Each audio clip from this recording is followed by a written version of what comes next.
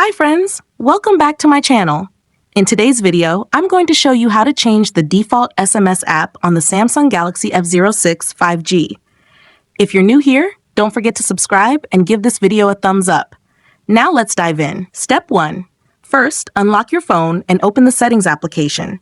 This is where you can find various customization options for your device, including display settings, security settings, and accessibility features.